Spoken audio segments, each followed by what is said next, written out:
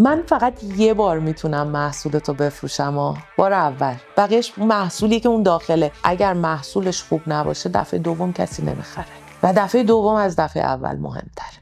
آیا تفکرش هست؟ یعنی این خرد در صاحب برند تولید شده داخل ایران که اصلا این ویژن رو داره که میتونه یه برند یک بین المللی داشته باشه یا نه؟ من تا حالا ندیدم که برندی بیاد پیش من بگه من میخوام نفر اول در دنیا باشم.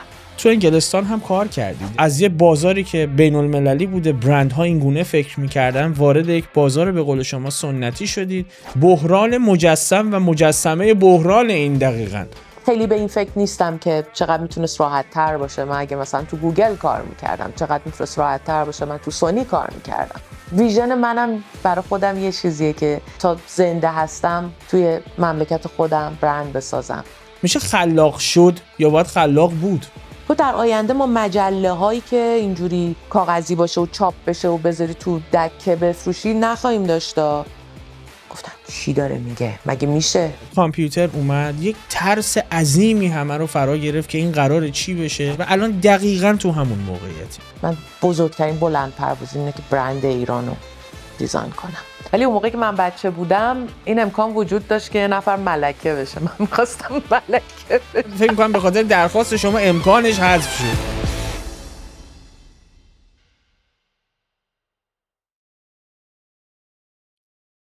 مهمان فیوز ششم یک برند دیزاینر موفقه. برندهایی رو طراحی و بزرگ کرده که حتما باشون سر و کار داشتیم و ناماشناس برام. ممکنه براتون سوال پیش بیاد یک برند از لحظه‌ای که خلق میشه تا لحظه‌ای که نامش به گوش ما آشنا بیاد چه مسیری رو طی میکنه؟ این سوال رو امروز از متخصص این حوزه میپرسیم که دعوت من رو به فیوز پذیرفته. سپاسگزارم سرکار خانم میترا شاهسوند عزیز، وقتتون رو به پادکست فیوز دادید. ما افتخار منه که دعوت بنده رو پذیرفتید. سوالای متنوع و متعددی من دارم از شما، ولی بیاین از اینجا شروع بکنیم چون مخاطب عامی هم داریم که ممکنه با کسب و کار اساساً برندینگ آشنا هم نباشه.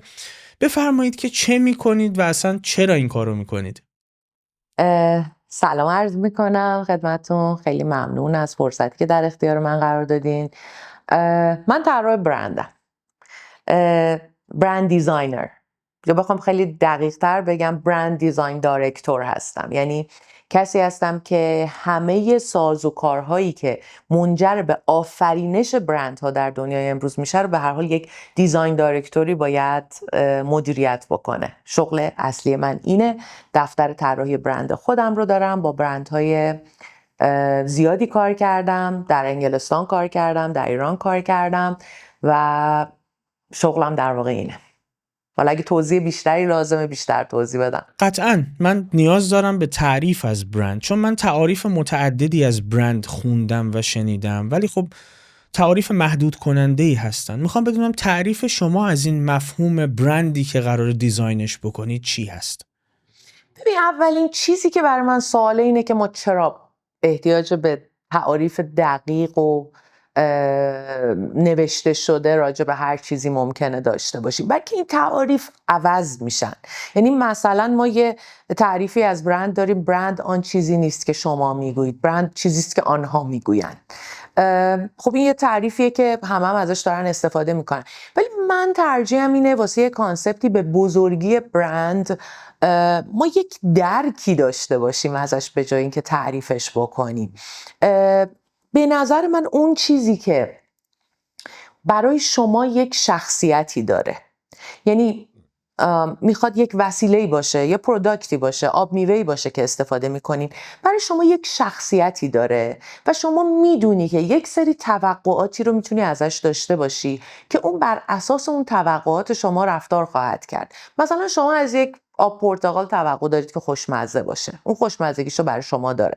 بعد یه سری هم توقعاتی رو نداری که بیشتر از توقعات تو باید رفتار میکنه. یعنی مثلا ممکنه رو اون بسته‌بندی پرتقال نوشته شده یه شعاری نوشته شده باشه که تو رو سر وجد بیاره، فکر کنی که چه بامزه، چه جالب، جذبش میشی. درست مثل یه آدمی که روبروت قرار گرفته. شما با یه آدمی روز اول آشنا میشی، مثلا توی صف یه چیزی وایسادین، شروع میکنین با هم گپ زدن، توی تاکسی با هم شروع میکنین گپ زدن.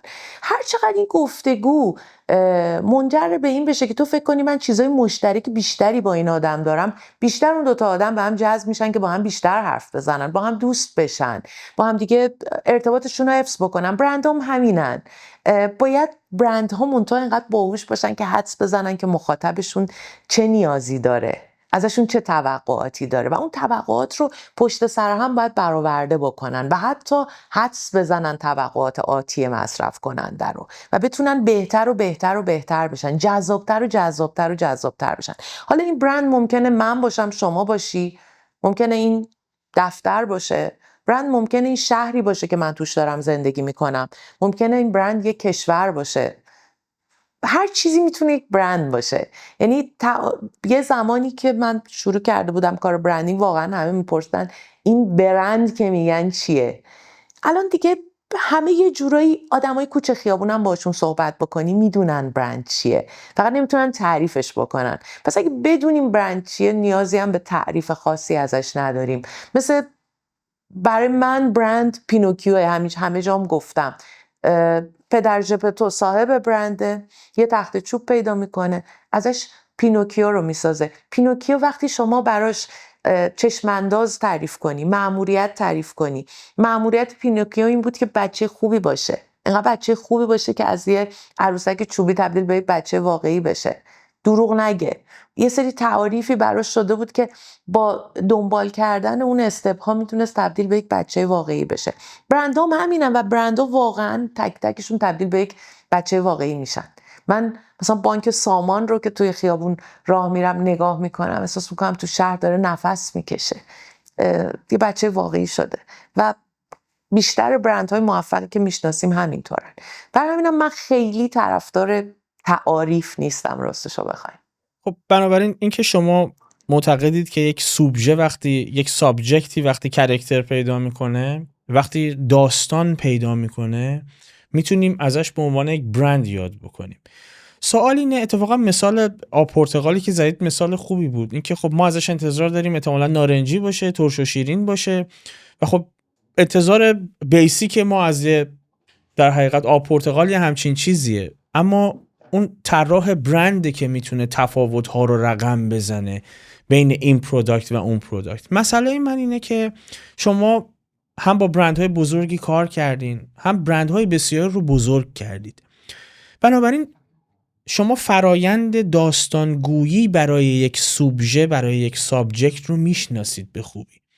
سوال من اینه که فرایند شما برای داستان الساق کردن به یک سابجکت چیه که تبدیلش میکنه به یه برند؟ آیا این مراحل مشخصی داره که همیشه طبق قاعده طی میشه؟ میخوام بدونم خلاقیت کجاش تأثیر گذاره.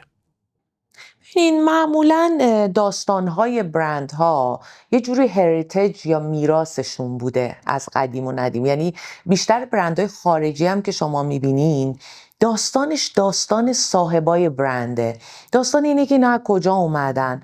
مثلا 2 برادر بودن، یه مزرعه داشتن، تو این مزرعه مثلا ذرت کاشتن، از همچین خانواده‌ای بودن، از فلان سال شروع کردن تا فلان سال مثلا بالاخره کارخونهشون رو تأسیس کردن و الی آخر توی پاراگرافی. معمولا اکثر برندهای بزرگ دنیا هم این داستانو دارن. کم کم من فکر میکنم این به این سمتی رفت که دپارتمان‌های مارکتینگ و بازاریابی شروع کردن یه داستانهای کوچولویی گفتن و اومدن برندها رو شبیه یه چیزی دیدن. مثلا این برند شبیه یک مثلا فانوس دریاییه. شما از هر جایی که میرین راهتو به وسیله این برند میتونی پیدا کنی. این برند شبیه یه قایقه، شما رو از اینجا به اونجا میبره. یک شباهتی رو دیدم و در یک پاراگرافی یه داستانی رو نوشتن. حقیقتش اینه که من خودم فکر کردم چرا این داستان کاملتر نشه. ببینیم من کارم طراحی دیگه. موقعی که من برندها رو طراحی میکنم با یک سری چالش هایی روبرو هستم. قبل از هر چیز من باید بتونم، خب یه استراتژی باید به من داده بشه برای اون برند که به واسطه اون استراتژی ما برندها رو طراحی میکنیم. حالا برای دوستانی که نمیدونن استراتژی برند چیه، استراتژی برند میگه که این برند هدفش اینه، در 5 تا 10 سال آینده میخواد خودشو در این نقطه ببینه که میشه چشم انداز. هدفش هم میشه میشنش یک سری ارزش ها داره، مثل یک انسان. من میگم مثلا من یک سری ارزش ها دارم که خط قرمز منه. مثلا من دروغ نمیگم، من اون چیزی که نیستم رو به شما نشون نمیدم، شفافم مثلا، و خیلی ارزش های دیگه. برند ها این ارزش ها توی استراتژی براشون تعریف میشه و همچنین خیلی چیزهای دیگه. شخصیت برند ها رو به در واقع یک پرسونایی براش تعریف میکنن، یک انسان تیپیکالی رو میبینن و میگن که این برند شبیه یه همچین آدمیه و الی آخر. حالا خیلی تخصصی میشه صحبتمون اگه من بخوام دونه دونه بگم که اینا چیه، ولی اون چیزی که من باش خیلی کار دارم برند اسنس یا جوهره برنده. من به عنوان دیزاینر باش کار دارم و اون اینه که شما اگه این برند رو بگیری مچالش کنی، فشارش بدی، یک تبدیل به یک قطره بشه. این قطره چیه؟ این برند اسنسه، این جوهره یک برنده که بین 1 تا 3 کلمه هستش و خیلی جالبه که بهتون بگم مثلا یه برندی مثل نیوا با کلمه اصلا برند اسنسش عنوان نشده. برند اسنس نیوا همون قوطیای سرمه‌ای رنگیه که روش با سفید نوشته نیوا و مادرها و مادر بزرگای ما مصرف میکردن و این در واقع محصولیه که نیوا وارد هر کشوری که میشه اول با این محصول وارد میشه و این همه چیز نیوا است. نیوا رو اگه بخوای فشرده کنی در یک قطره همون قوطی سرمه‌ای رنگیه که روش با سفید نوشته نیوا. ما به عنوان طراح برند، حالا معمولا هم نیوا خیلی برند اسنسش متفاوته با همه جای دیگه، ما بین 1 تا 3 کلمه داریم که برند اسنسه و جوهره یک برند رو بیان میکنه. اون جوهره رو میدن به من به عنوان دیزاینر و اون وقت من باید یک تیم درست بکنم برای دیزاین یک برند. ببینید دیزاین با طراحی خیلی متفاوته. شما به عنوان یک طراح خب طراح گرافیک هستی، طراحی میکنی، ولی وقتی دیزاین میکنی یک برند رو، شما با لحن صحبت اون برند کار داری، شما با موسیقی که اون برند استفاده میکنه کار داری، شما با عطری و رایحه‌ای که اون برند داره کار داری، شما با تصاویر کار داری، با همه چیز، رفتارهای اون برند و بایدها و نبایدها و همه چی. خیلی فکر میکنم برند فقط یه لوگوه.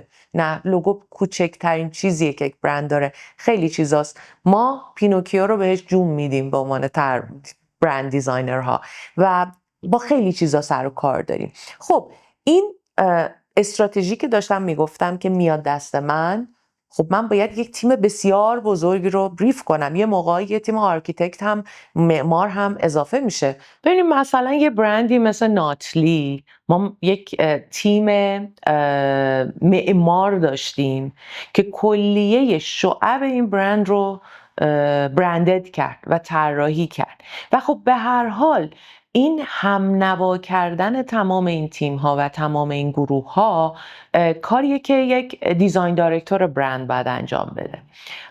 من از یک جایی به بعد به نتیجه رسیدم که من با یک داستان میتونم این تیم ها رو با هم یکی کنم. ببینید ما موزیسین داریم، ما معمار داریم، ما متخصص انتخاب رایحه داریم، حتی ما کلی دیزاینر، کپی رایتر، تمام این آدما که روی یک برند دارن کار میکنن باید یک جوری با هم نوا بشن. هر کدومشون مثل یک متخصصی میمونن که یک تخصصشون زدن یک سازیه.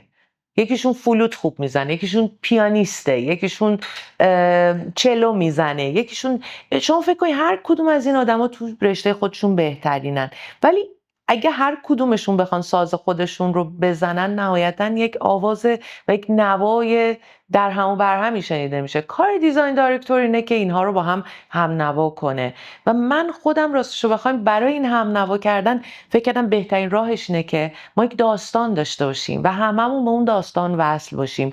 این داستان در واقع میشه اسکلت اون خونه که ما میخوایم بسازیم. ما اسکلتمون اگر استوانه‌ای باشه، اون خونه ما مدلش استوانه‌ای میشه. اسکلتمون اگر مکعب باشه، اون خونه مکعبی میشه. مستطیل باشه، مستطیل میشه. و در واقع به این نتیجه رسیدم که بهتره که یک داستانی باشه که از روز اول اون چه که این برند میخواد بگه رو در دل خودش داشته باشه. ابتدا داستان‌ها یه خورده کوتاه‌تر بود، کم کم تبدیل به داستان‌هایی شد که در واقع یک دفترچه میشه ازش درست کرد و از روز اول اون اتفاقاتی که واسه این برند میفته تا روز آخر رو ما در این داستان‌ها میبینیم و این داستان‌ها ایموشنالن، تمام تیم رو ایموشنالی به هم وصل میکنن. خیلی ها احساساتی میشن تو اون جلسه‌ای که ما روز اول این داستان رو میخونیم و یک جورایی آدما احساس افتخار میکنن که وصل میشن به این داستان و این اون داستانی که برند رو سر جاش نگه می‌داره. مثل تک تک ما، مثل من و شما، ما هر کدوممون یه داستانی داریم که ما رو ساخته. من الان بشینم مثلا برای شما از داستان خودم بگم از روز اول، شما یه حس دیگه ای نسبت به من خواهی داشت تا اینکه همینجوری جلوت بشینم شروع کنم حرف زدن. به خاطر همینم این داستان خیلی برای ما مهم شد و تعیین کننده شد و باعث موفقیت برندهایی شد که ما روشون کار میکردیم. نمیدونم دوست داشته باشین یکی از این داستانا رو من براتون خلاصش رو مثلا بگم؟ حتما، چرا که نه. اتفاقا تو سوالات هم هست. فقط شما یه موضوعی رو بیان کردید توی پاسخ به سوال من، اینکه یه برند باید رودمپ داشته باشه، بدون 2 سال دیگه کجاست، 5 سال دیگه کجاست.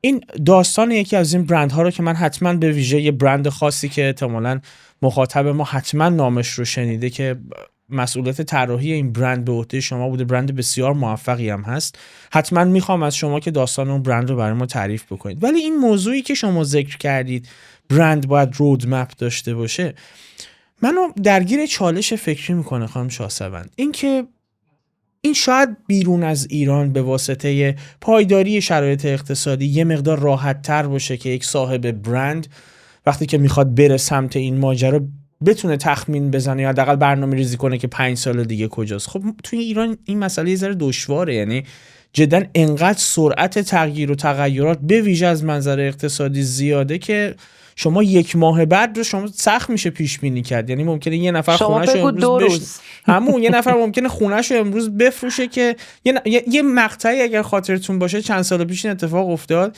که یک نفر اگر ماشینش رو میفروخت برای اینکه بره یه ماشین مدل بالاتری بخره، اگر سرما میخورد و 1 هفته بعد میرفت ماشین خودش رو نمیتونست بخره. بنابراین اینجا چالش ایجاد میشه برای من که چطور میتونید این داستانی که شما تبیین میکنید برای یک برند رو چگونه شما داخل ایران منیجش میکنی که 5 سال آیندهش معلوم باشه با این وضعیت؟ ببینید شما این چیزی که میگید که در چند وقت پیش همچی اتفاقی افتاده بود، همین امروز هم همینطور و عملاً برندها شاید بهتون بگم حدس میزنن که 5 سال آیندهشون چجوری خواهد بود و شاید آرزو میکنن که 5 سال آیندهشون چطوری خواهد بود. ما نمیتونیم دقیق برنامه ریزی کنیم و به خاطر همینه که پروژه های برندینگ در این ناحیه جغرافیایی که من الان هستم خیلی سخت اتفاق میفتن و خیلی با پروژه های تبلیغاتی اشتباه گرفته میشن. یعنی کسی میاد که یک برندی رو براش طراحی بکنیم ولی هدفش فروش کوتاه مدته. برند قرار نیست فروش کوتاه مدت رو تضمین بکنه. میکنه یه موقع این اتفاق میفته، میتونه بیفته، ولی اصلا هدف برندینگ طولانی مدته. شما برای آینده این کار رو میکنی. ولی خب بسیاری از صاحبان صنایع تقصیری هم ندارن، الان باید بفروشن و خب فکر میکنن شاید به برندینگ احتیاج دارن برای فروش کوتاه مدت، در صورتی که اون چیزی که فروش کوتاه مدت رو تضمین میکنه مارکتینگ بیشتر. بله، مارکتینگ، تبلیغاته. ولی میان سراغ ما یه موقع‌هایی و خب این دیفرنشیشن و این تفاوتی که این دوتا با هم دارن رو ما دائم باید توضیح بدیم، ولی چاره‌ای هم نیست. خود افرادی که تو دپارتمان های مارکتینگ بازاریابی کار میکنن هم عملاً ناخودآگاه به دام این قضیه میافتن. یعنی به عنوان کسی که یک کارش بازاریابیه و باید بتونه پلن‌های دراز مدت ببینه، بیشترشون دارن پلن‌های کوتاه مدت میبینن و چاره‌ای هم نیست. خب این میتونه یکی از دلایلی باشه که ما عملاً تو ایران، البته من نمیدونم، شاید ادعای گزافی باشه که من دارم میکنم، اما به ماهوه ما برند بین المللی نداریم؟ یکی از دلایلش میتونه این باشه؟ شاید. بلکه ما یک بازار سنتی رو داریم برند میکنیم دیگه. ممکنه خیلی از این برندها در آن سوی مرزها هم به موفقیت‌های دست یافته باشند، ولی ما مثلا برندی که تمام دنیا بشناسن خب نداریم. یه حقیقتیه. مثل نایکی مثلا ما تو ایران نداریم که مثلا تو امریکا هم بشناسنش، تو اروپا هم بشناسنش، بگن این فلان برنده.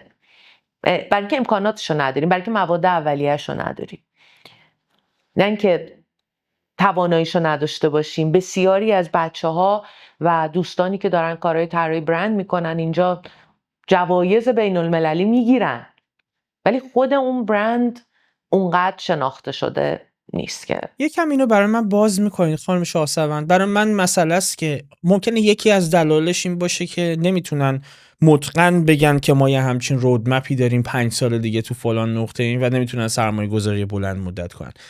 اما من از صحبت شما اینجوری برداشت کردم که همه دلیل این نیست. میتونید دلایلش رو بیان بکنید که چرا این اتفاق میفته؟ یعنی اون متریالی که ما نیاز داریم برای اینکه یه برند بین المللی داشته باشیم که همه جا آشنا باشه، به گوش همه، چیه که ما نداریم؟ ببین، ما زبان مشترک با خارج از مرزها نداریم به اون صورت. من حقیقتش اینه که بیشترین دلیلش رو همون لوکال بودن بیزنس های ما میبینم. بیشترین دلیلش رو ببینین، ما اون بودجه ها رو نداریم که خارج از ایران وجود داره. تو به عنوان طراح یک برند کاملا میتونی تأمین باشی. تو بهترین طراح برند ایرانم باشی، آخر ماه نگران اجارتی، آخر ماه نگران حقوق کارمنداتی. هیچ وقت ما با دل راحت داریم کار نمی کنیم. اینم هست، یعنی فشارهای مالی مستقیم تاثیر میذاره به نوع فکر کردن ما. برای اینکه ما بتونیم یه ایده خارق العاده ایجاد کنیم باید یه خورده ریلکس تر از اینی که هستیم باشیم. این یکیشه. یکی بودجه های عجیب و غریبیه که اون بر اختصاص میدن. مثلا من یک ایده خارق العاده دارم و یک در واقع TVC یا یک ویدیوی بی‌نظیر میخوام واسه برندم بسازم، یه بودجه‌ای میخواد که تولید کننده داخلی من اون پول رو نداره واقعا. نه اینکه نمیخواد بده، اصلا نداره. البته یه جاهایی هم نمیخواد بده چون که داره به فروش کوتاه مدت فکر میکنه. یعنی میلیاردها هزینه رسانه میکنه توی صدا و سیما، توی شبکه‌های مختلف، توی بیلبورد و اینها، ولی همون 1/10 رو حاضر نیستش که برای متریال اولیه یا اون برند هزینه کنه. هزینه هایی که به دیزاینرها مشتری‌ها در ایران میدن خیلی به چشمشون میاد و روی اون خیلی وسواس دارن و خیلی صرفه جویی میکنن. هنوز دغدغه تبلیغ به صدا و سیما دادن دارن. شبکه‌های اجتماعی الان خیلی بیشتر از صدا و سیما دیده میشه. عجیبه برای من این چیزی که فرمودید. بله، ببین صدا و سیما هم خیلی از برندها میدن، ولی خب یک سری شبکه‌هایی هم هستن که در واقع شبکه‌های پخش فیلم هستن که ابتدای اونا آگهی پخش میشه. شبکه‌های اجتماعی هم هستن. بله داریم هنوز اینا رو. و VOD ها هم هستن که تبلیغات میکنن. بله VOD منظورم بود. بله. یه سوال دیگه من اینه که این محدودیت ها هست. ممکنه یک صاحب برند نخواد انقدر نتونه هزینه کنه، یک بخشی است. نخواد انقدر هزینه بکنه چون فکر فروش کوتاه مدت اون یک بخشی است. هزینه برای طراحی برندش به دیزاینرش نمیکنه، این یک بخشی است. آیا یه سوال مهم دارم من، آیا تفکرش هست؟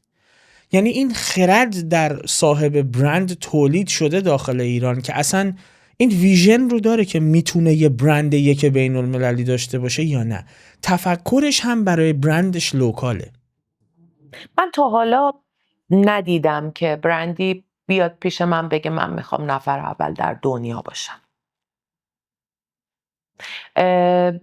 نفر اول در خاورمیانه میخوان باشن.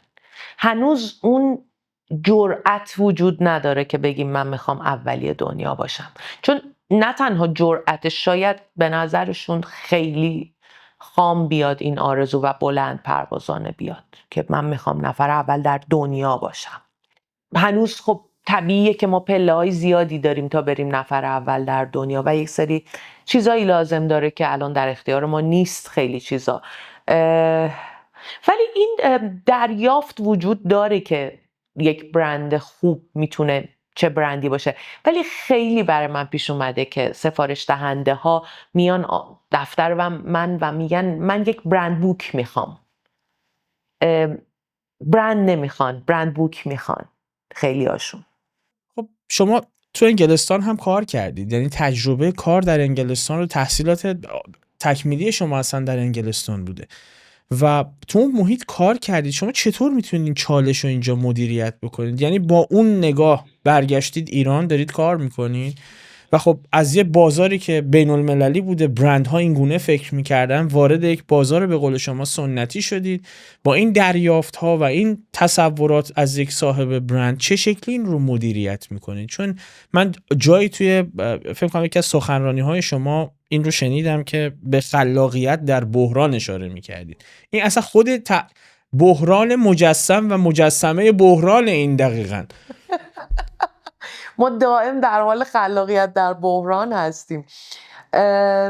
ببینین، اولا که حالا خودتونم میدونین، خیلی های دیگه هم میدونن، حالا درسته که خیلی با ایران فرق داره ولی بهشت برین هم نیست اونورم تو خیلی چیزا هستش که ازش هرس میخوری و اینا، ولی حداقلش اینه که این کانسپت جا افتاده و هر چیزی سر جای خودشه. من یادمه واسه یک قوطی غذای پت داشتیم کار برندینگ انجام میدادیم، توی شرکتی کار میکردم که تخصصی برندینگ غذای حیوانات خانگی بود، یعنی اصلا تخصصش این بود، خیلی تخصصی میشه. بعد مثلا یه شرکت دیگه بود تخصصش درست کردن پشت این قوطیای غذای پت بود، یعنی اونا اون بخش پشت قوطی رو کار میکردن، تخصصی میدادن به ما که تخصص اون غذای حیوانات خانگی بود، در این حد تخصصی بود. من میدونم که خیلی فرق داره و من میدونم که اینجا کار کردن خیلی سخته و خب من الان نزدیک 13 ساله، اگه 13 ساله که برگشتم ایران دارم کار میکنم. روزی که برگشتم خب من خیلی به قول خارجی ها فاسینیتد بودم با این ماجرای برندینگ، خیلی هیجان زدش بودم و خیلی دوست داشتم اینو بیارم ایران. گفتم وای اینو ببریم ایران چی میشه. موقعی که اومدم ایران با آقای نژده هوانسیان رو آقای علیرضا مصطفی زاده به من معرفی کرد تو شرکت اشاره. ایشون هم از انگلیس اومده بود و ایشون کار استراتژی برند میکرد و منم کار دیزاین برند میکردم. match in heaven. ما هم دیگه شروع کردیم کار کردن و نتیجهش برندینگ بانک سامان بود. از اون روزی که اومدم من یک ویژن منم برای خودم یه چیزیه که اینجا تا میتونم برندهای درست خلق بکنم و تا زنده هستم توی مملکت خودم برند بسازم و اینم ویژن منه برای خودم. خیلی به این فکر نیستم که چقدر میتونست راحت تر باشه من اگه مثلا تو گوگل کار میکردم، چقدر میتونست راحت تر باشه من تو سونی کار میکردم. دارم فکر میکنم چقدر تغییر میتونم ایجاد کنم. برای من حالا ارزش برند من اگه بخوای ببینی واقعا که مهمترین ارزش هایی که من برای خودم قائل بودم اینه که تغییر ایجاد کن، تغییر به سمت بهتر. برای همینم فکر میکنم اینجا من تغییر بیشتری میتونم ایجاد کنم تا اگه تو انگلیس میموندم جایی که همه چی عالی بود و همه چی سر جاش بود. چقدر من میتونستم تغییر ایجاد کنم؟ ممکن بود میتونستم، ولی احساس میکنم اینجا کارایی من و افیشنسیم بیشتر. اتفاقا یکی از سوالات من این بود که خب چی باعث شده که شما از اون محیط برگردید به ایران و شروع به فعالیت بکنید؟ یکی از دلایلش ممکنه همین خلأ بوده باشه و احساس نیازی که شما کردید داخل کشور، این احساس نیاز هست. ولی خب این منو وادار میکنه وارد حوزه‌ای بشم که من نمیدونم که آیا دوست دارید راجع به صحبت بکنید یا نه. اونم چالش مدیریت کسب و کار برای زنها هست، برای خانم‌ها هست داخل کشور. اینکه شما تو این شیفتی که داشتید از انگلستان به ایران و شروع کردید به کار داخل ایران، اساساً با چه چالش‌های خاصی مواجه شدید از بیس تا زمانی که مدیریت مجموعه خودتون رسیدید؟ حتما من دوست دارم راجبش صحبت بکنم. ببینین ما یه کانسپتی داریم، یه موضوعی داریم به نام سقف شیشه‌ای. شما توی سازمان‌ها به عنوان یک خانوم، مخصوصاً 10-12 سال پیش، شاید الان خیلی بهتر شده، از یه حدی بیشتر نمیتونستی رشد کنی. یعنی انگار میرفتی بالا، یهو دیگه نمیتونستی بری بالا. نگاه میکردی میبینی بالا سرت آسمونه. من چرا نمیتونم برم بالا؟ چون یه سقف شیشه‌ای بالا سرت، سقفی که هیچ کس راجبش حرف نمیزنه، هیچ کس بهش اشاره نمیکنه، هیچ کس حتی از وجودش آگاه نیست. حتی اون کسی که این سقفو ساخته خودش هم نمیدونه که چرا این سقفو ساخته و اصلا این سقف هست. منم دوچاری همچین ماجرایی شدم. یعنی از یه جایی به بعد احساس کردم اون جایی که دارم کار میکنم برای من جا برای رشد بیشتر نداره و فرضاً من نمیتونم مثلا مدیر عامل اون شرکت بشم. به خاطر همین تصمیم گرفتم که از اونجا بیام بیرون و در واقع اومدم و بیزنس خودم رو انداختم. کسب و کار خودم رو هم، یه شانسی که من داشتم و باعث سروایوال و بقای من شده این بوده که من خیلی همیشه آهسته آهسته رشد کردم. چون من روزی که اومدم و خواستم که کسب و کار خودم رو داشته باشم با صفر شروع کردم. صفر مطلق، نه حمایتی از خانواده، نه حمایتی از پسندازی که ممکن بود داشته باشم، هیچی. من اولین کارم رو گرفتم با پیش پرداختش یه کامپیوتر خریدم، چون حتی تو خونه‌ام دیگه یه کامپیوتر نداشتم. همه مینو چیزم کلام شما توی عذرخواهی دفتر میکنم، با این تفاصیلی که شما میفرمایید از صفر مطلق صفر کلوین شروع کردی شما، چون حداقل اون موقع تو انگلیس آزادی عمل بیشتری داشتی. خب بله، خلاصه که شروع کردم از تو خونه کار کردن. بعد کم کم همکار به من اضافه شد، یه همکار آوردم که باز این از تو خونه با من کار میکرد و کمکم میکرد ایشون. و دیگه کم کم یه دفتری گرفتیم توی جردن. از اون دفتر جردن رفتیم یه دفتر دیگه و این دفتر سوم منه که الان فکر کنم یه 6 سالی هستش که اینجا هستیم. دونه دونه و تیکه تیکه وسایلش رو کار کردم، خریدم. یعنی هیچی اینجا موجود نبوده و از اول بچهای دفتر میخندیدن، میگفتن اولین اسباب کشی دفتری که داشتیم با ماشینای خودمون کامپیوترامون رو گذاشتیم پشت ماشین اومدیم. دومی یه وانت بزرگ بود. سومی ما خاور صدا کردیم که ما رو جابجا کنه و همینجوری رشد کردیم دیگه. به عنوان یک زن اگه بخواین از من بپرسین که آیا با چالش خاصی روبرو بودم، حتی وقتی که صاحب بیزنس خودم شدم، ببین من با مقاومتی روبرو نشدم. شاید از نظر فرهنگی خیلی ها رفتارهای عجیب غریب داشتن. شاید اون موقعی که توی یک ساختمونی کار میکردم که واحدای مسکونی هم بودن، یه نگاه ها و یه حرفای عجیبی زده میشد از طرف خود مردم، نه از طرف اینکه بگم سازمان ها. ولی خوشبختانه اتفاقی که برای من افتاد این بود که من شناخته شدم و امروز من هر جا که میرم احترام میبینم.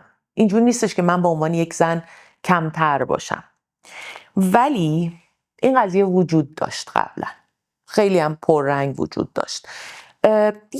یه سقف شیشه‌ای الان هست که من انقدر این سقف نامحسوسه که من خیلی با شک و شبهه شاید بهش اشاره بکنم و ممکنم از اشتباه بکنم. من یکی از در واقع طراحهای شناخته شده برند ایران هستم. کسی بخواد کار طراحی برند بکنه همیشه سراغ من هم میاد. حالا ممکنه که با هم به توافق نرسیم ولی همیشه جزو اون اسمایی هستم که برده میشن. پروژه های عظیم ملی همیشه آرزوی من بوده انجام بدم. یعنی اگه به من بگن که تو مثلا بلند پروازی چیه، من بزرگترین بلند پروازی اینه که برند ایرانو دیزاین کنم. یه زمانی بلند پروازی می بود که برند تهران رو که محل تولدم هست دیزاین کنم. این پروژه ها سمت من نمیاد. نمیدونم چرا. آیا به خاطر اینه که مثلا من شاید، خب ببینید بعد از در واقع 2 سال گذشته من به خاطر پوشش انتخابی که داشتم از خیلی جاها نه اینکه من شده باشم نرفتم، برای اینکه پذیرای نوع حضور من نبودن. این چیزی بود که من رو شاید محدود کرد 2-3 سال گذشته. خیلی از کنفرانس ها، خیلی از سمینارها، خیلی از جاهایی که میتونستم مفید باشم صحبت کنم، آیا من این شکلی میتونم برم دانشگاه تهران درس بدم؟ نمیتونم. بنابراین من یک جاهایی به خاطر زن بودنم بله محدودیت دارم، چون یه آقا هیچ وقت این محدودیت رو نداره. یک مرد هیچ وقت به این فکر نمیکنه که من فلان جا میخوام برم، اگه این کت شلواری که دوست دارم بپوشم و منو ممکنه که راه ندن یا نتونم اونجا باشم. ما این محدودیت ها رو داریم. و توی بیزنس هم میگم، توی کسب و کار، کارهای دولتی در دفتر ما رو نمیزنن. نه خب پرم بیراه نیست این که میفرمایید آیا سقف شیشه‌ای هست یا نه، با شک و شبهه راجع به صحبت میکنید. هست، نه فقط در ایران، همه جای دنیا هست، فقط این حوزش فرق میکنه. شما تو جهان اول این سقف شیشه‌ای رو تا زمانی واسه پارلمان کشورها بود، از پارلمان رد شده، الان برای ریاست دولته. شما در 99% کشورهای دنیا رئیس دولت یا نخست وزیر مرد میبینید، زن نمیبینید. بنابراین این سقف شیشه‌ای در همه جوامع هست. حالا در جهان سوم، در خاورمیانه، این سقف یه مقدار ارتفاع کمتر داره و یک سری رانت هست که فقط بالای این سقف پخش میشه و کسی که امکان رشدش تا این سقف هست قطعاً به اون نمیرسه. این رو شما درست میفهمید. اتفاقاً برای من همین سوال بود. در دوران کارمندی یا همکاری با دیگر در حقیقت صاحبین مشاغل ممکن بود بازخورد دیگری از این سقف ببینید، اما به عنوان کسی که خودش الان صاحب کسب و کاره برام مهمه اینکه کماکان با اینکه مدیریت کسب و کار شما با شماست، حالا بحث پوشش اختیاری اون سر جای خودش که اصلا اتفاقا این اتفاقی که در 2 سال گذشته حادث شده باعث شد یه مقدار زنها خودخواسته نفوذ بیشتری هم بتونن در جامعه بکنن، مسیر خودشون رو باز بکنن و این دورنمای روشنی داره. یعنی انتهای این تونل قطعا یک باریکه نور نیست، یه پروژکتور خواهیم دید. ولی برام مسئله بود که حتی به عنوان یک مدیر کسب و کار هم باز با این مسئله شما مواجهید. بله. ببینید من مثلا توی جلسات هیچ مشکلی ندارم، همه با احترام رفتار میکنن. خیلیا کسب و کارشون رو 2 دستی میدن دست من که ازش مراقبت کنم. ولی یه چیز عجیب دیگه هم هست. من بیشتر تیم هایی که باشون به بالاترین موفقیت رسیدم، تیم های مارکتینگ که اومدن سراغ من که با من کار کنن، اکثرا تیم های زنونه بودن. یعنی من اگه بگم مثلا برند زی که جزو موفق ترین کارهای ما بود، تیم بیشترش خانوم ها بودن. البته یه تغییری اون وسط های کار ایجاد شد که آقایون رو هم ما داشتیم توی تیم، ولی مای لیدی، مای بیبی، نه اینکه آقایون توی تیم نباشن ولی قالب تیم زنانه بود. چای تشریفات خب یکی از دوستان من بود که مدیر عاملش یک خانومی هستن به نام خانم مبین، و مانسون گروپ که من با خانم وارسته کار میکردم. وقتی که نگاه میکنم میبینم موفق ترین کارهام با خانم ها بوده. هم دقیقا سوال منم این بود. یکی از موفق ترین برند هایی که شما بزرگ کردید مای لیدی هست که خب میخواستم مثلا داستان این رو هم از شما بشنوم که قطعا به ویژه خانم ها حتما سر و کارشون با این برند قطعا افتاده و خب این برند بزرگ، برند هیوجی، قشنگ گیم چنجر داخل ایران. و داشتم که بررسی میکردم توی ذهنم به غیر از فعالیت هایی که داخل بانک داشتین، برند هایی که بزرگ کردید یه مقدار برندهای زنانه‌ای هم به نظر میرسه و این آیا به خاطر اینه که این تیم ها میان به سمت شما که همکاری کنن؟ و این من پاسخ سوالم رو الان گرفتم، چون فکر کردم شاید تصور شما سوق میدادتون به این سمت، اما برعکس گویا این میان سراغ شما. کاملا غیر انتخابی بوده. آره ببینین من چند تا پروژه انجام دادم که اینا همه میدونیم مثل یک هنرپیشه که تو یک نقشی جا میفته و دیگه همه اون نقش رو بهش میدن. چند وقت پیش ما رفتیم یک در واقع جایی بودش که در واقع شرکت ماشین سازی بود که کامیون درست می‌کنه. گفتن شما چه جوری میخواین کامیون دیزاین کنین؟ گفتم من میتونم، این شانس رو لطفاً به من بدین، برای اینکه الفبای برندینگ که فرقی نمیکنه، تو الفبا رو بلد باشی دیزاین کاری نداره. و فکر میکنن که مثلا من فقط برندهای زنانه رو میتونم کار کنم.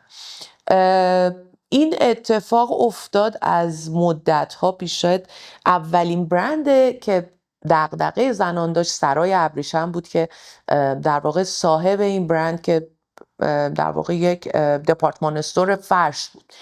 کمپینی میخواهم انتخاب کنم رو ما براشون درست کردیم که خب شما به صورت نرمال اگه بخواید 4 تا خانم از این جامعه انتخاب بکنید، یکیشون میتونه چادری باشه. و خب ما اون کمپین رو روی بیلبورد رفتیم، بخش تیزینگش فقط عکس این خانم ها بود و کلمه میخواهم انتخاب کنم. این زنان رو ما به خاطر این انتخاب کرده بودیم که هر کدومشون یک انتخاب فوق‌العاده تو زندگیشون داشتن و بعد میخواستیم به انتخاب کردن فرش برسیم. توی بخش تیزینگ همه فکر کردن که منظور این میخواهم انتخاب کنم حجابه.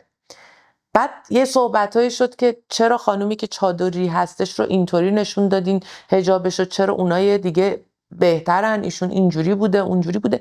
یه سر و صدای عجیبی شد. خلاصه اون اولین کمپینی بود که من روی خانوم ها کار کرده بودم. یه سالی بود خانم شاهسوند؟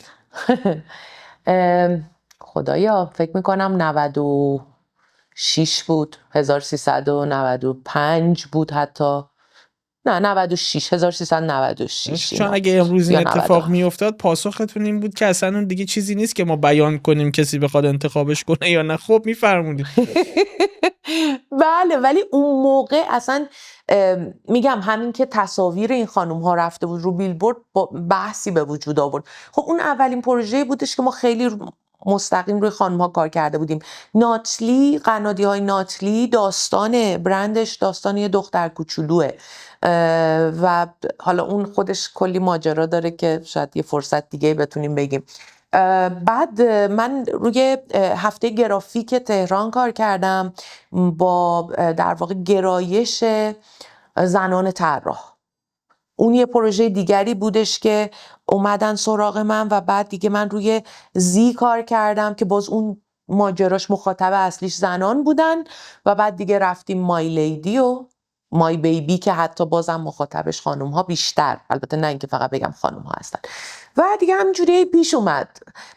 راستشو بخواین خود من انقدر که به خاطر این پروژه ما به خاطر این پروژه میریم خیلی سرچ میکنیم و جستجو میکنیم و مطالعه میکنیم، انقدر که به خاطر این پروژه ها یکی پس از دیگری مطالعه کردم خیلی علاقه‌مند این مقوله شدم و فکر کردم اگه بتونم صدایی تو این زمینه داشته باشم چرا که نه، حرف بزنم، ارتباط برقرار کنم، از توانایی هام استفاده بکنم برای اینکه خیلی حرفا رو بزنم. و این شد که دیگه ما خیلی تخصصی شدیم تو زمینه زنان، در صورتی که اینجوری نیستش که من یه برند مثلا نمیدونم بولدوزر رو نتونم طراحی بکنم یا برند مردونه رو نتونم طراحی بکنم، ولی خب اینجوری شد که یکی پس از دیگری برای ما پیش اومد برندهایی که حال هوای زنانه دارن.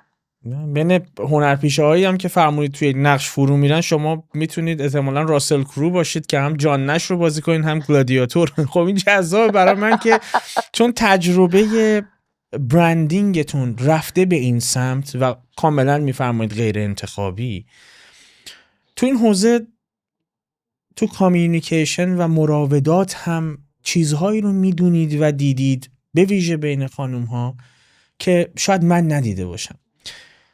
یه توصیه میخوام بکنید به همه افرادی که البته میخوان وارد این حوزه بشن، کسب و کار خودشون رو در حوزه برند دیزاین داشته باشن، برند دیزاینینگ داشته باشن، به ویژه خانوم ها که میخوان داخل ایران شروع به فعالیت تو این حوزه بکنن، با چه چالش‌هایی مواجهن، چه پیشنهادات و توصیه‌هایی براشون دارید. و این صرفاً نمیتونه توصیه شما به یک خانم جوان ایرانی یا یک اساساً یک فرد جوان ایرانی باشه. من خیلی نمیخوام جنسیت زده صحبت کنم چون جدا نمیدونم اینها رو از هم.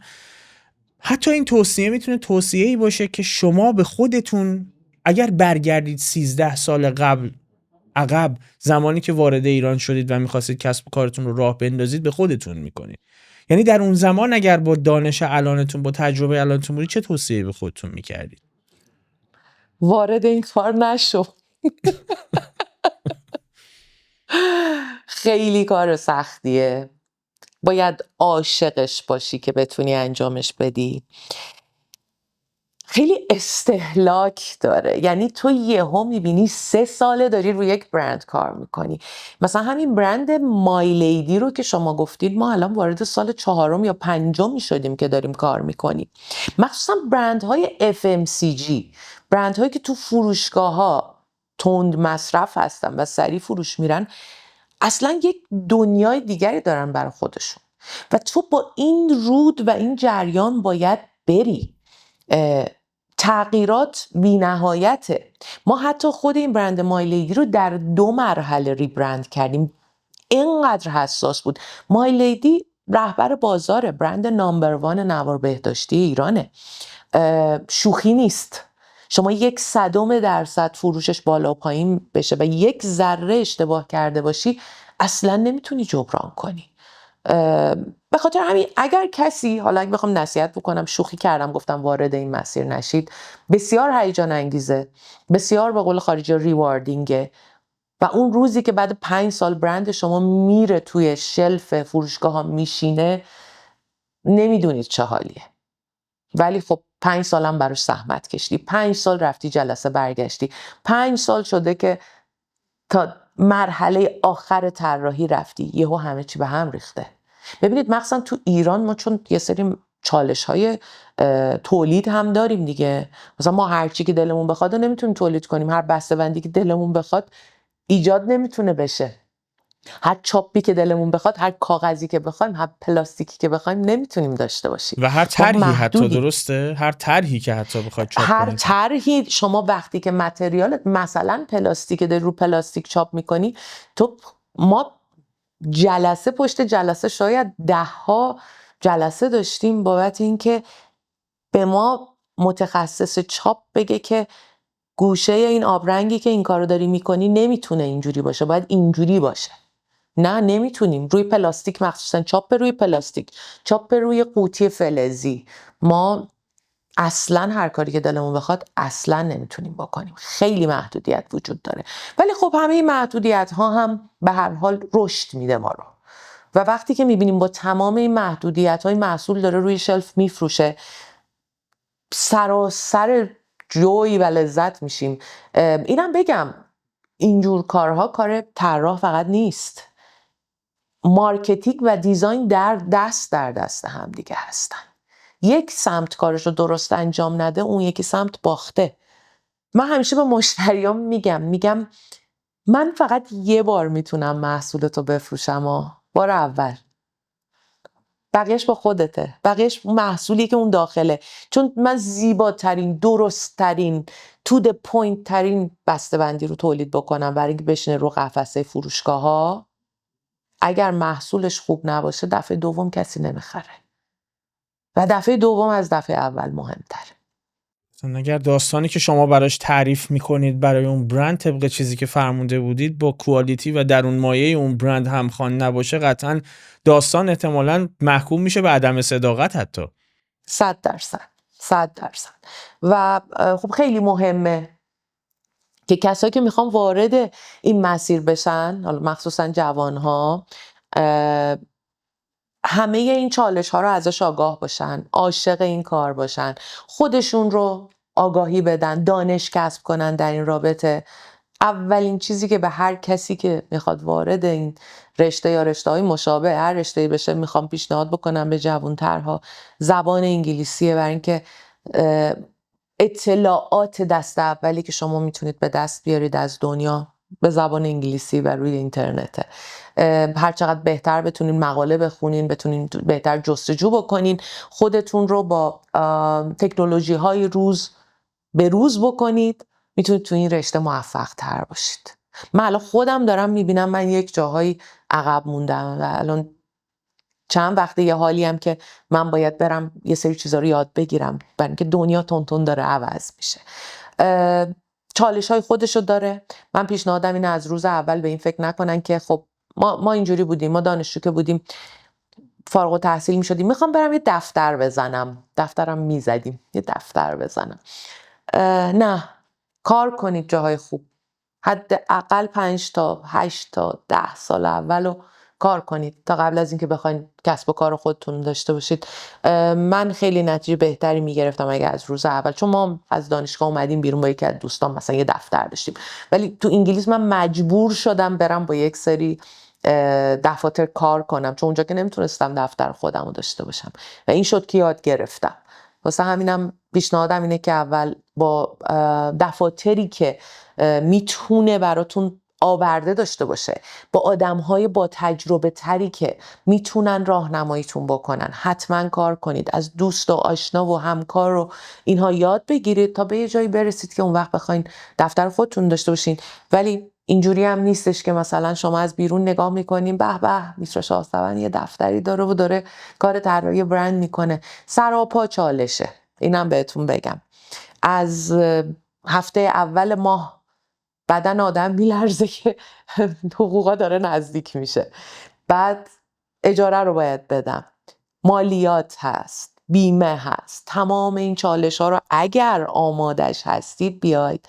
و پیشنهادم اینه که از روز اول یه چیز با شکوه برای خودتون تعریف نکنید، دفتر بزرگی که شما رو زیر بار قرض ببره تعریف نکنید، کوچولو شروع کنید. هر چقدر که بیزنستون پول در آورد خرجش کنید، هی رشدش بدین. من علت بقام این بوده که قدمای خیلی بزرگتر از خودم بر نداشتم. راجع به این نگرانیتون که صحبت کردید که من میترسم، یعنی احساس میکنم که دارم عقب میمونم و باید برم یه سری چیزا رو فرا بگیرم، این تو سوالای من نبود ولی مبحث خوبی رو باز کردید. چون شما متولد دهه 50 هستید، یعنی من حساب کتاب که میکنم احتمالاً شما طراحی رو زمانی شروع کردید که کامپیوتر موجود نبود، درسته؟ ببینیم ما تو دانشگاه که شروع کردیم موجود بود، دست ما بهش نرسیده بود. من فکر میکنم ما تو دانشگاه داشتیم با دست، با راپیدوگراف خطامون رو میکشیدیم. دقیقاً ما الان خانم شاهصبا تو همین موقعیتیم، چون زمانی که کامپیوتر اومد یک ترس عظیمی همه رو فرا گرفت که این قراره چی بشه. و خب منی که الان با دست طراحی میکنم، حالا الان این کارو کامپیوتر انجام بده چی میشه؟ و الان دقیقاً تو همون موقعیتیم. یعنی الان هم هر موقع تکنولوژی جدید بروز و ظهور پیدا میکنه، الان AI این نقش رو داره بازی میکنه که خب ممکنه خیلی احساس بکنن که خب از طراحی ما دیگه بی‌نیاز شدیم، یعنی نیازی به دیزاین به این شکل نیست، ما میدیم و طراحی میکنه. دیدگاهتون راجع به این موضوع چیه؟ ببینید ما نه تنها کامپیوتر که اومد دچار یه تحولی شدیم، بزرگترین تحول ما آمدن اینترنت بود. یعنی اینترنت که اومد به نظر من اون همه چیز رو بیشتر از کامپیوتر عوض کرد. و همچنین من یادمه که اونجا که کار میکردم یه رئیسی داشتم که به من گفتش که میترا در آینده، چون ما کار مجله در یه مقطعی من داشتم کار مجله میکردم، گفت در آینده ما مجله هایی که اینجوری کاغذی باشه و چاپ بشه و بذاری تو دکه بفروشی نخواهیم داشتا. گفتم چی داره میگه؟ مگه میشه؟ مجله من اصلا دوست ندارم. بعد موبایلمون انقدی بود اون موقع، کوچولو بود صفحش، بعد اصلا مثل آتاری بود صفحه، اصلا رنگی نبود. گفتم کی میخواد که مجلهشو این رو بخونه؟ من هرگز نمیرم. گفت دنیا داره به این سمت میره و راست گفت و دنیا به این سمت رفت. گفت باز دوباره یکی دیگه هم مدیرای من یه زمانی به من گفت ببین یه زمانی همه خریداشون رو توی این موبایلشون میکنن و چی داره میگه؟ مگه میشه لذت توی های استریت رفتن و انتخاب کردن لباس و اینا رو آدم بره تو کامپیوتر عکسشو بزنه بخره؟ مگه میشه؟ اینا اشتباه دارن میکنن. من دوست دارم برم خریدم بکنم. الان اصلا دنیا به سمتی رفته تو وقت نداری بری ویندو شاپینگ بکنی و کیف بکنی از خریدت. من همه اینا راست بود. بنابراین من فکر میکنم که این قضیه امروزمون هم AI، یه سری میگن که آدمیزاد به هر حال باید AI رو کنترل بکنه و نمیتونه جای ماها رو بگیره. من فکر میکنم همه اینها تقدیریه که ما باهاش روبرو هستیم و مهمه که چجوری باهاش رفتار بکنیم و باید بلدش بشیم و یادش بگیریم. من فکر میکنم در آینده به جای مثلا طراحی گرافیک طراح متخصص AI خواهیم داشت. میدونی چی میگم؟ چون همین کامنت هایی که تو میگی، بریفی که به AI میدی، خیلی فرق میکنه. 2 نفر با همدیگه کار میکنن با همین ابزار، هر کدوم یه نتیجه میگیرن. بر همین مثلا من تو این زمینه من خودم خیلی ضعیفم، مثلا نتونستم کار کنم. یه علتش اینه هر موقع میرم که خودم رو رجیستر بکنم از من یه کد پستی خارجی میخواد. ایران خب به هر حال قبول ندارن و تحریم. بچه‌ها رو دور زدنش رو پیدا کردن، من تو این دور زدنه یه خورده تنبل بودم، ولی باید یاد بگیریم همه اینا رو. این خودش و خیلی مخاطره آمیزه خانم شاهسوند، به خاطر اینکه اگر در گذشته ما 1 روز از غرب عقب میموندیم، حالا نه اینکه من تعریف قرار نیست بکنم از اتفاقی که اونجا میفته یا تقبیح نمی کنم اتفاقی که اینجا میفته، ولی خب آخه هر چقدر بخوام خوشبینانه بهش نگاه کنم واقعا نمیتونم که خوشبین باشم به این موضوع. هر یه روزی که ما 10 سال پیش عقب میافتادیم 1 روز بود، هر یه روزی که ما الان عقب میمونیم 10 روزه. چون علاوه بر این که یه سری از پلتفرم های هوش مصنوعی داخل ایران فیلتر هست، حالا یه بخشی رو که تحریم کردن ولی یه بخشیشون حتما باید با شماره تلفن رجیستر بشه و خب ما ارتباط نداریم، متاسفانه این مسائل حل نمیشه و این باعث عقب موندگی خواهد شد. احساس میکنم فاصلمون رو زیاد خواهد کرد. اون موضوعی که فرمودید هم من دقیقاً حسش کردم. این پرامپت نویسی برای گرفتن تصویر، به ویژه من سرور دیسکورد میجرنی استفاده میکنم برای تامنیل های کانال دیگرم و این دردسر هست، اصلا تبدیل به یک تخصص شده. یعنی آدم هایی هستن پکیج های آموزشی میفروشن برای اینکه شما چگونه از AI نتیجه درستی بگیری، یعنی پرامپت درستی بهش بدی که همون چیزی که میخوای بهت بده. این تخصص نیاز داره. ولی من یه چیزی هم به شما بگم، شما نگران عقب افتادن نسل زد ایرانی نباشید. اونا هم بلدن راهشون رو پیدا کنن، هم بسیار باهوشن، اونا عقب نمیمونن، با همه این شرایط عقب نمیمونن. نه که سر جاش. من الان بیرون از ایران زندگی میکنم. توی فکر میکنم یکی از گفتگوهامون با مهمون اولمون توی گفتگو من اینو عرض کردم، من هنوز هم که به مشکلی تکنیکال برمیخورم با دوستانم تو ایران راحت‌تر حلش میکنم تا با نمایندگی همون محصول اینجا، به خاطر اینکه بچه‌ها تو ایران واقعا باهوشن. ولی خب یه کمی این برای خیلی من باهوشن، یه کمی برای من خیلی غم باهوشن. انگیز هست که باید تقلا بکنن که مسیر رو باز کنن و میکنن. یعنی چیزی که ما داریم میبینیم اینه که میکنن. هر دیوار بتونی هم روبروشون قرار بگیره سوراخش میکنن، روزنه گشایی میکنن. ولی خب این فرایند میتونست خیلی تسهیل بشه که متاسفانه نمیشه، ورود نمیکنم بهش. مبحث دیگه که من میخوام، 2 تا پرسش اساسی دارم و 3 تا پرسش خیلی کوتاه که شاید با 1 کلمه پاسخ رو از شما بگیرم. مبحثی که میخوام بهش بپردازم و برام خیلی مهمه که شما چون تخصص داری توی این موضوع پاسخ بدی، برای کسانی که میخوان ورود بکنن به این حوزه، نه در این شغل ورود بکنن. شخصی هست ممکنه یک ایده‌ای داشته باشه و بخواد یه برندی بسازه و وقتی که مراجعه میکنه با هزینه‌هاش در تماس قرار میگیره ممکنه شوکه بشه و ندونه که این پروسه چقدر ممکنه هزینه بردار باشه. من میخوام خیلی شفاف بگید هزینه واقعی برندسازی چقدره؟ اصلا چقدر این هزینه میتونه موفقیت نهایی رو تضمین بکنه؟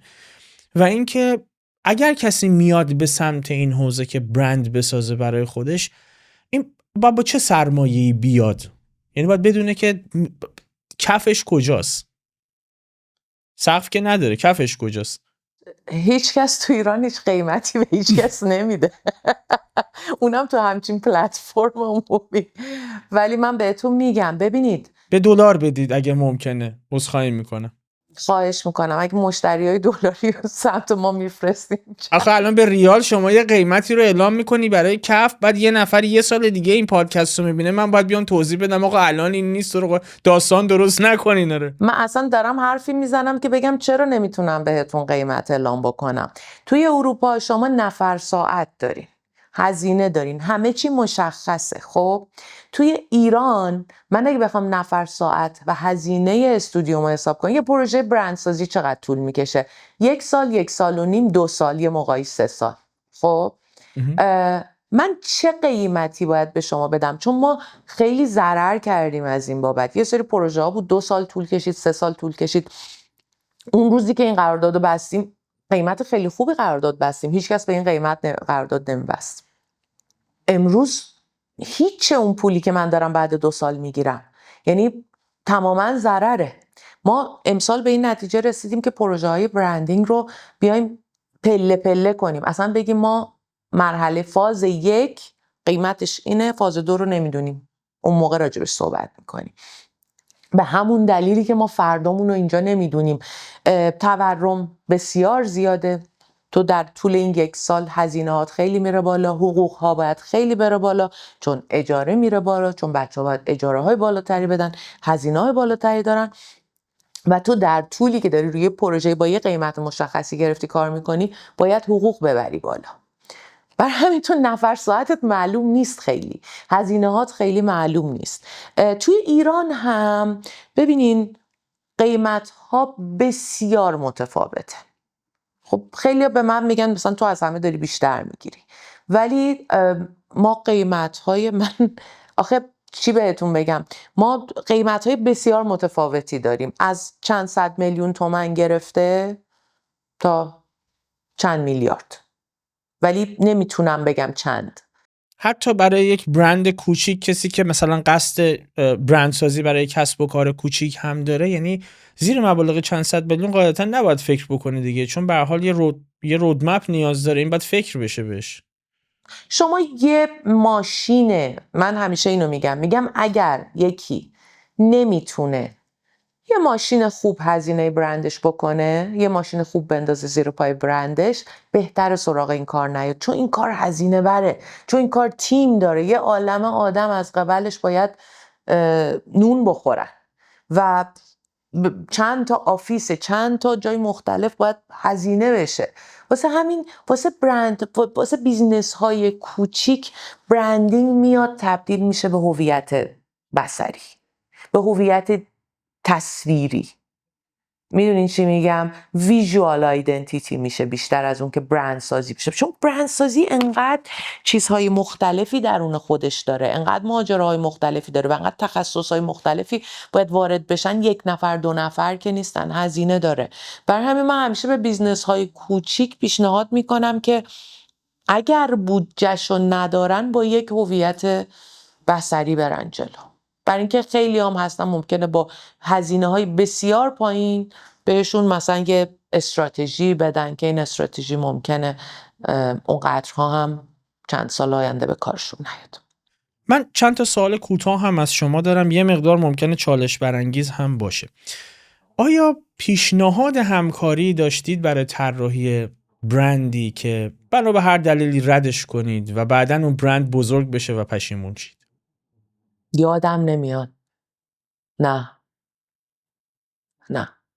توی طراحی‌های برندتون چند بار شکست خوردید؟ از بین این برندهایی که بزرگ کردید چند درصد فعالیت شما برندهایی هستن که انقدر بزرگ شدن؟ شاید بگم 50-50. اونم به خاطر بیشتر وضعیت بازار و بیزنس. بعضی از این برندها اصلا ادامه فعالیت ندادن. بعضی از این برندها اونطور که باید موفق نشدن برای اینکه هزینه نشد براشون توی مارکت، فعالیت مارکتینگ انجام نشد. ولی اون برندهایی که موفق شدن واقعا موفق شدن و اون به خاطر اون تیم دیگه‌ای که اونور سمت برند نشسته. یعنی واقعا یک دست صدا نداره و این فقط من نیستم و تیم ما نیست. ما اونور هم به ساپورت خوبی احتیاج داریم. برند بانک سامان الان تقریبا 11-12 ساله که داره فعالیت میکنه. من بالا سرشم ابداً. ما این برند رو دیزاین کردیم، تحویل دادیم. تو خود بانک سامان فقط یه چیزی که نجده اووانسیان اون موقع پیشنهاد داد، گفت یک در واقع تیم نگاهبان برند در خود سازمان به وجود بیاد که گاردین برند بشه و مراقب برند بشه و این تیم به وجود اومد و این بچه‌ها مراقب برند بودن تمام این سالها. بانک پاسارگاد یا پارسیان هم شما همکاری داشتید درسته؟ خیلی از همون اولش آره، ولی موفق نشدم بیارمشون سمت ریبرندینگ. ببینید یه اتفاقی که میفته، بانکایی که خیلی بزرگ هستن، مثلا مؤسساتی که خیلی بزرگ هستن مثل بانک ها و مثلا یهو بانکی که 300-400 تا شعبه در کشور داره، ریبرندینگ خیلی بودجه بزرگی براش میخواد. تمام این شعب باید ریدیزاین بشن و بعد خودشو آماده بکنه واسه اون هزینه‌ای که باید داشته باشه براش. ریسک هم داره، درسته؟ ریسک سنگینی هم به داره وقتی شدت. کسب بکنه. چون من فکر می‌کنم اگر اشتباه نکنم آخرین برندی که من یادم ریبرند کرد و موفقیت آمیز هم جلو رفت علی بابا بود اگر اشتباه نکنم، که علی بابا ریبرند کرد، اصلا کلا نمادش رو تغییر داد چون یه مدت به گونه دیگر. و من یه مصاحبه میدیدم راجع به تیمی که این کارو کرده بودن، اونا هم خیلی احساس میکردن کار ریسکیه و خب بردن جلو، درک میکنن این موضوع. سوال بعدی من اینه که اگر قرار باشه یکی دو تا برند بین المللی نام ببرید که از نحوه روایتشون یا روند برند سازیشون خیلی خودتون لذت میبرید، چیه؟ اول از همه نایکی. دلیلش رو هم میتونم بدونم؟ ببینین تمرکزش مشخصه. من احساس میکنم که موفق شده اون جادوی نشون دادن شکوه زندگی رو نشون بده در ورزش. یعنی تخصصش ورزشه ولی زندگی رو نشون میده. این روایتگریش هیچ وقت برای تو خسته کننده نمیشه. تو هر موقعی که یک ویدیوی نایکی داری میبینی، میدونی که قراره که یه اتفاقی برات بیفته تو ذهنت و به یه نقطه دیگه ای قرار پرتاب بشی. حوزه تکنولوژی چی؟ حوزه تکنولوژی که الان نه، ولی یه زمانی اپل مکینتاش. چرا الان نه؟ الان اونقدری من اون ماجیکی که اون موقع برای ما داشت و شاید توش نمیبینم. ببینین برای من اون زمانی که استیو جابز بود خیلی اپل جادوی پرقدرت تری داشت. نحوه ارائهش هم مثلا فرق داشت اون زمان. بله مثلا اگه یادتون باشه یه سری ویدیو بود آیم مک آیم پی سی، نمیدونم اینا رو یادتون میاد، بی‌نظیر بود. تمام فیچرهای محصول رو در قالب گفتگوی مک و پی سی، و چون اسم اون آقا رو گذاشته بود پی سی، در واقع از نظر قانونی هم اتفاق براش نمیافتاد چون پی سی برند نیست و نابود کرده بود پی سی رو. با مزه ترینش اون موقعی بود که پی سی اومده بود سرما خورده بود، ویروس گرفته بود، اومد پیش مک گفتش که نزدیک من نیا، من سرما خوردم. اومد بغلش کرد گفت نه بابا من هیچیم نمیشه، نگران نباش. دماغش شد دستمال خودش گرفت، دستمال گذاشت تو جیبش. یعنی عالی بود. از همین استراتژی الان داره بر علیه خود اپل استفاده میشه جدیدن. نمیدونم این تبلیغات، این زد و خوردهای ویدیویی سامسونگ و اپل رو نگاه بکنید، دقیقاً همین وضعیته که این شروع میکنن طراحی‌های سال به سال آیفون رو تمسخر گرفتن که فقط اون بار بالاش یه مقدار کوچیک و بزرگ میشه. اصلا دیگه اپل اون اپل نیست. ما هر سال که زمانی که استیو جابز بود، ببین خلاقیت که میگن اینه دیگه، شما هر سال منتظر یک معجزه جدید بودی.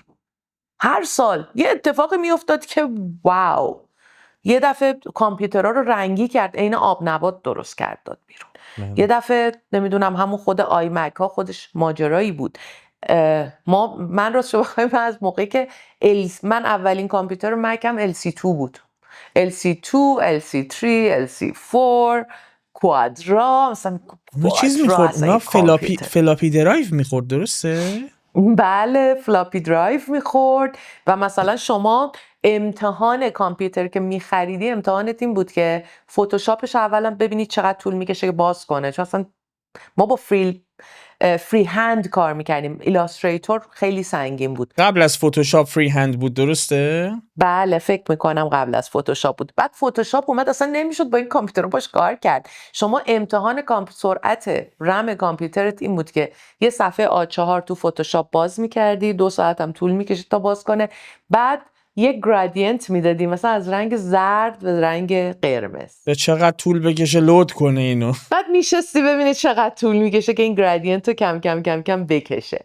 از اینجا شروع کردیم دیگه. بعد مثلا من یادم یه دفعه میخواستم یه کامپیوتر کوادرا بود فکر کنم از لندن بیارم ایران. اونجا جلومو گرفتن گفتن نمیتونی ما به ایران چون تحریمه نمیدیم و گفتم آخه چرا این چه توجیهی داره؟ نه شما ممکنه به یک سری تکنولوژی های دستیابی کنیم با این کامپیوترها. خانم من دارم میرم گرادیانت بکشم، کار خاصی ندارم. آره خلاصه که اینم ماجرای اپل. سوال انتهایی من اینه که وقتی کودک بودید ویژگی خاصی داشتید که به شما این حس رو بده که در بزرگسالی حرفتون این خواهد شد؟ اصلا ویژنی داشتید؟ یعنی دورنماتون این بود که موقعی که بزرگ میشید چی بشید، چی کاره بشید؟ چون معمولا یه مشاغل مشخصی بین خانوما و آقایون هست. هم نسل‌های من دهه 60 ها همه میخواستن خلبان شن یا پلیس بشن، ولی برام سواله که دورنماتون چی بود از خودتون و چقدر تفاوت داره با چیزی که شدید؟ حالا سورپرایز میشید از شدت امبیشس بودن و بلند پرواز بودن من، ولی اون موقعی که من بچه بودم این امکان وجود داشت که یه نفر ملکه بشه. من می‌خواستم ملکه بشم که اصلا کلا فکر می‌کنم به خاطر درخواست شما امکانش حذف شد. حذف شد. آره خیلی دوست داشتم ملکه بشم. جالبه من تو بچگیم خیلی تو خانواده‌ای به دنیا اومدم که خیلی از من بزرگتر بودن و اصلا منتظر من نبودن. خواهر برادرای خیلی بزرگ داشتم، 20 سال، 23 سال، 24 سال از من بزرگتر بودن و یهو من اومدم این وسط. این آدم بزرگا باعث شدن که من اولا که خیلی ادای آدم بزرگا رو در بیارم، برای اینکه تو مثلا وقتی کوچیکی همبازی خواهر برادرت همسن و سال خودت بچگونه رفتار میکنی، ولی وقتی خواهر برادرت دانشجو داری سعی میکنی مثل دانشجو رفتار کنی که اینا تو رو حسابت کنن، سر سفرهشون تو هم دو کلمه بتونی حرف بزنی. و خب خیلی ادای آدم بزرگا رو در می آوردم و خیلی بلند پرواز بودم. بلند پروازیم خیلی پدرم توش نقش داشت، خیلی منو بزرگ میدید و یه توقعات عجیب و غریبی مثلا داشت که فکر میکرد من باید مثلا اونها باشم. بعد مثلا پدر من بچه که بودم برای من داستان خوب ارتشی بود پدرم، یعنی ارتشی که اون سنی که من بودم دیگه وارد قسمت اداری ارتش شده بود، ولی برای من داستان می نوشت و نقاشی می کرد داستانا رو. من این داستانا رو دارم. داستانایی می نوشت که قهرمانش من بودم. مثلا داستان میترا ملکه جنگل. یک دختری بود که مثلا یه بچه شیر پیدا میکنه و این بچه شیر بزرگ میشه و این داستانو منو میبرد به سمت این که بخوام خیلی خودم بزرگتر ببینم.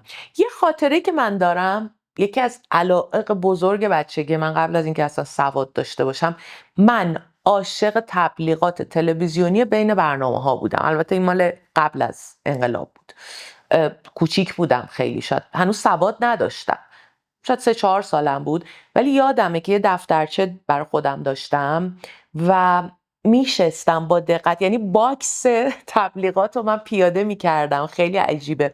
مثلا تبلیغ شامپو بود، من یه دونه شامپو مثلا نقاشی میکردم، بعد خط میکشیدم زیرش. بعد مثلا تبلیغ بعدی تبلیغ مثلا ماشین لباسشویی بود، دوری مستطیل میکشیدم وسطش دایره برای من خیلی تفریح خوبی بود که بشنم باکس های تبلیغات رو ببینم و نقاشیشون کنم. یعنی یادم میاد که خیلی علاقه‌مندم، عاشق نقاشی بودم، عاشق این بودم که آدما رو بکشم روی کاغذ و خب این علاقه رو داشتم و خیلی هم تشویق میشدم بابتش. این سوال برای این از شما پرسیدم که من دیروز داشتم سوالاتم رو می نوشتم، چون به هر حال وقت مغتنمی است که دست داده من بتونم شما رو در فیوز پیش خودم داشته باشم، سوالات مهمی رو ازتون بپرسم. داشتم فیلتر میکردم سوالاتم رو که از وقتی که به ما دارید میدید بهترین استفاده رو بکنم. حین بررسی سوالاتم به جمله از فروید برخوردم که به کودک درون اشاره داشت و اینکه این دیدگاهی که ما نسبت به کودک درون داریم و چیزهایی که از کودکی با خودمون حمل میکنیم خیلی هم درست نیست. ما اصلا همونیم، ما همون کودکیم، فقط ابزارهامون یه ذره بزرگتر شده. و مثالی که میزدیم بود که انگیزه بچه ها برای برف بازی چیزی شبیه به موشک پرانی و بمب اندازی آدم های بزرگسال، سیاستمداران بزرگساله و چیزی تغییر نکرده، فقط ابزاری که استفاده میکنیم تغییر کرده. بنابراین علت این که این سوال رو از شما پرسیدم اینه که حتی اگر به نظر میاد حتی اگر قصد نداشتید به این نقطه برسید، خلاقیت اکتسابی نبوده در شما، وجود داشته که شما رو به این نقطه رسونده. من نمیدونم که موافق هستید یا نه. اصلا سوالم از شما که به نظر شما خلاقیت رو میشه خلاق شد یا باید خلاق بود؟ 100% میشه خلاق شد. اولا که من باور دارم 100% که همه آدم‌های روی کره زمین خلاقن. من اصلا شکی ندارم که تک تک ما خلاقیت رو داریم ولی پیداش نکردیم و باید بهش برسیم. من 100% اعتقاد دارم که خلاقیت اکتسابیه. من زمانهایی رو یادم میاد در ابتدای کارم که میگفتم خدایا اینایی که تو بخشای خلاقیتن ایده هاشون رو از کجا میارن؟ من چرا هیچی به ذهنم نمیاد؟ من چرا هیچ خلاقیتی از خودم ندارم؟ بعد شروع کردم این آدما رو یاد گرفتن. ببین هوش میخواد که تو باهوش باشی، انقدر باهوش باشی، نمیخواد حالا مثلا چه میدونم علم فضا داشته باشی، ولی انقدر میخواد باهوش باشی که بدونی چجوری میتونی ادای آدما رو در بیاری. همه چیز با کپی شروع میشه، همه چیز. اون کودکی هم که شما میگین با کپی زندگی رو یاد میگیره. اون دختر بچه‌ای که خاله بازی میکنه داره ادای زندگی کردنش رو در میاره. نمیتونه مثل یه زن بزرگ بره تو خیابون برای خودش خرید کنه، آشپزی کنه، اینا دوست داره این کارا رو بکنه. تو بازی این کار میکنه. تو زندگی هم تو میتونی ادای آدم‌های خلاق رو در بیاری، مدل زندگیشون رو یاد بگیری. مثلا ببینید من مثلا میشستم مصاحبه هاشون رو میخوندم، گفتم خب از کجا میاره این ایده ها رو؟ مثلا میگفت من از زندگی روزمرم دارم ایده میارم. و مثلا میگفتم خب چرا زندگی روزمره من هیچ ایده‌ای توش نیست؟ بعد سعی میکردم این ایده ها رو پیدا کنم. بعد مثلا یه دوره‌ای بود که میشستم فعالیت اتفاقاتی که در روز برام میافتاد و مینوشتم که ببینم این آدمی که از تو زندگی روزمرش خلاقیت پیدا میکنه از کجا پیدا میکنه. و تمرین کردمش، یواش یواش شکوفا شد این حس. من آدمیم که خب خیلی شهودیم تو همه چی و از شهود استفاده کردم. برای من این اتفاق افتاد. من احساس میکنم خلاقیت، آفرینش توی دنیاییه که یه خود از این دنیا فاصله داره. اصلا خود خارجی ها اصطلاح دارن، میگن اون لحظه سرندیپیتی، لحظه ای که ایده خلاق بهت نازل میشه، لحظه انگار از یه جای دیگه بهت داده میشه اون ایده. و هرچی تمرین کنی خودت رو در ارتباط با اون دنیایی که خیلی هم در دسترس نیست با تمرین قرار بدی، خلاقیت درت شکوفا میشه. و امان از وقتی که خلاقیت رو پیدا کنی.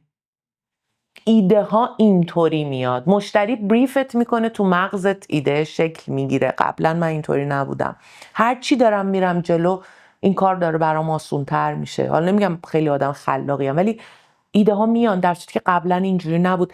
100% تمرینی و اکتسابی از نظر من البته. و اینکه وصل باشی به یه فضایی که حالا خیلی با مدیتیشن بهش میرسن، خیلی با تمرکز میرسن، اون فضایی که ذهنتو بتونی خالی کنی. حداقل واسه کسی که به هیچ کدوم از اینا معتقد نیست، دارم فکر میکنم که ذهنتو خالی کنی، ببینی خودش چی میاد. انقدر قشنگ پرواز میکنن ایده ها، میان تو سرت و تصاویر شکل میگیرن که حد نداره. من سوالات متعددی از شما پرسیدم و امیدوارم، یعنی من خودم رو در قالب کسی قرار دادم که ممکنه به این حوزه از کسب و کار علاقه‌مند باشه و به همین دلیل این سوالات رو مطرح کردم، ولی ممکنه مطلبی مد نظر شما بوده باشه که من در قالب سوالاتم طرحش نکرده باشم. میکروفون در اختیار شماست، هر آنچه که من یک نکته دوست دارم بگم. خب یه نکته رو گفتم برای جوانهایی که میخوان وارد این رشته بشن، که با آگاهی وارد بشن و خودشون رو برای خیلی چیزا باید آماده کنن. یه نکته هم به زنان جوانی که میخوان وارد این رشته بشن میخوام بگم. ببینید به قول شما نه فقط در ایران، در تمام دنیا این سقف شیشه‌ای وجود داره، محدودیت ها وجود داره، ولی یک مسئله هستش که ما یاد گرفتیم که به عنوان یک دختر خانوم باشیم. خانوم بودن یک سری تعاریفی داره که خوبه، ولی یک جاهایی ما رو محدود کرده. خانوم بودن یعنی زیاد حرف نزدن، یعنی خودت رو زیاد نشون ندادن، یعنی این که انقدر عقب وایسی که از بازی جا بمونی. من فقط خواهشم این هستش که عقب وای نستن و از بازی جا نمونن و همه جا حضور داشته باشن، حتی اگه براشون سخت حرف زدن. شما اگر تمام عمرت حرف نزده باشی، الان من یهو شما رو بشونم جلوی این دوربین و بهت بگم حرف بزن، ممکنه تو مغزت خیلی حرفات داشته باشی ولی اصلا وحشت زده میشینی اینجا، چون که عادت نداری به این ابراز.